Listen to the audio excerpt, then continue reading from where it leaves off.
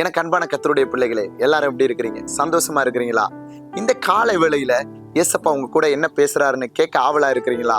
ஒவ்வொரு நாளும் வார்த்தைகள் கேட்டு விடுதலை பெறுறவங்க யார் தெரியுமா? விசுவாசிக்கிறவங்க. ஒவ்வொரு நாளும் ஏசப்பா உங்களை விசாரிக்கிறவரா இருக்கிறார். அதான் ஆண்டவர் என் மூலமா நீங்க எப்படி இருக்கிறீங்க, நல்லா இருக்கிறீங்களா, சோர்ந்து போயிருக்கிறீங்களா? ஏன்னா உங்க இருதயத்தை கர்த்தர் அறிகிறவர். நீங்க என்ன பாரத்தோட இந்த இடத்துல வந்திருக்கிறீங்களோ அவர் அந்த பாரத்தை அறிந்துதான் அந்த வார்த்தையோட உங்களோட பேசுவார். இந்த காலை வேளையில நம்ம எல்லாரும் பாருங்க, ஏசப்பாட்ட ஒரே ஒரு காரியத்தை நீங்க கேட்கிற பிள்ளைகளா இருக்கணும்.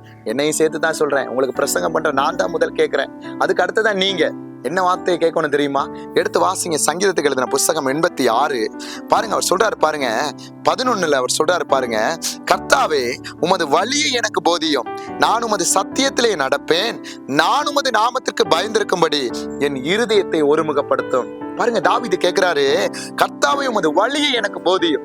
இன்னைக்கு நான் ஃப்ரெண்ட்ஸுகளோட இருக்கிறேன், காலேஜில் படிக்கிற இடத்துல இருக்கிறேன், இல்லாட்டி அம்மா அப்பாவை விட்டு தூரமா இருக்கிறேன், வேற தேசத்துல இருக்கிறேன். இன்னைக்கு பாவமான வழிகள் எவ்வளவோ பெருகி இருக்கு இந்த தேசத்துல. இன்னைக்கு வெளியில போனாலே பாவம், வீட்டுக்குள்ள வந்தா பாவம், போன் எடுத்தா பாவம். ஆனாலும் ஏசப்பா, நான் உம்மை நம்பி இருக்கிறேன்ப்பா, நான் உம்முடைய பிள்ளை, உம்முடைய வழியை எனக்கு போதிங்க. அப்பதான் உம்முடைய வார்த்தையில நான் நடப்பேன். வார்த்தை தான் சத்தியம். அந்த சத்தியம் இருந்தா தான் பரிசுத்த ஆவியானவர் நம்மளை என்ன செய்ய முடியும்? கைட் பண்ண முடியும்.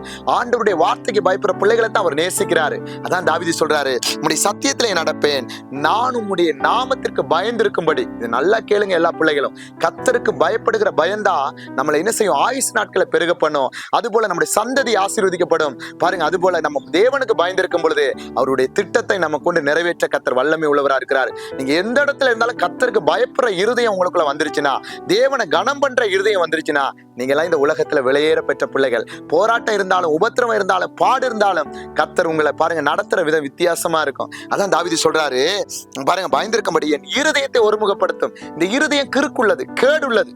நம்ம கண்ணால பார்த்தா உடனே அங்க போவோம், திடீர்னு ஒரு யோசனை வந்தா உடனே போவோம். ஆனா வார்த்தைக்கு பயந்து சத்தியத்தை கேட்கும் பொழுது, இந்த வசனத்துக்கு உங்க செவியை திறக்கும் பொழுது பிசாசு உங்களை விட்டு ஓடிடுவான். நீங்க ஏசப்பாவுடைய பிள்ளையாய், அவருக்கு பயந்து உண்மையாய் நடக்கிற பிள்ளையா இருப்பீங்க. இந்த காலை வேளையில சங்கீதம் 86:11 நீங்க அப்படியே கையை வச்சு அதுக்கு மேல, ஏசப்பா இந்த வசனத்தின் படி என்னை நடத்துங்க, நான் ரொம்ப தூரம் விட்டு போயிட்டேன், வழி தப்பி போயிட்டேன். அப்பா, அந்த 99 ஆடுல அந்த ஒரு ஆடு வழி தப்பி போனதுக்காக நீங்க வந்தீங்களே, அந்த ஆடு நானா இருக்கேன்ப்பா. உங்களுடைய சத்தத்தை கேட்கணும், உடைய வார்த்தைக்கு கீழ்ப்படியணும், உடைய வசனத்துல நடக்க எனக்கு கிருபை செய்யுங்கப்பான்னு இந்த காலை வேளையில யாரெல்லாம் கேட்கிறீங்களோ, கர்த்தர் உங்களை இந்த மாசம் முழுவதும் மாத்திரமல்ல ஒவ்வொரு நாளும் நடத்த வல்லமை உள்ளவரா இருக்கிறாரு.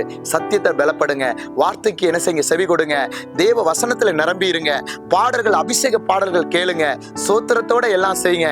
இன்னைக்கு இன்டர்வியூக்கு, நீங்க விசா தேவைக்காக, திருமண காரியத்துக்கு, எதுக்கெல்லாம் இன்னைக்கு போறீங்களோ ஜெபத்தோட போங்க. என்னுடைய தாய் தகப்பன்மார்கள் கூலி வேலை செய்யலாம், அதுபோல வயல்கள்ல வேலை செய்யலாம், நாத்து நடுகலாம். அதுபோல இன்னைக்கு ரொம்ப முதுகு வலி, இடுப்பு வலி, கால் வலி, ஒவ்வொரு பிரச்சனையோட இன்னைக்கு நீங்க என்ன செய்யலாம்? நீங்க துக்கப்படலாம், வேதனைப்படலாம். வசனத்தோட இருங்க, கர்த்தர் உங்களை விடுதலை செய்ய வல்லமை உள்ளவரா இருக்கிறாரு. நான் எங்கேயோ இருக்கிறேன், நீங்க எங்கேயோ இருக்கிறீங்க. ஏசப்பான வார்த்தை உங்களை தேடி வருது, பாத்தீங்களா? அவர் உங்களை நேசிக்கிறாரு. அவருடைய சித்தத்துக்கு ஒப்பு கொடுங்க, கர்த்தர் உங்களை கொண்டு பெரிய காரியத்தை செய்வார். God bless you.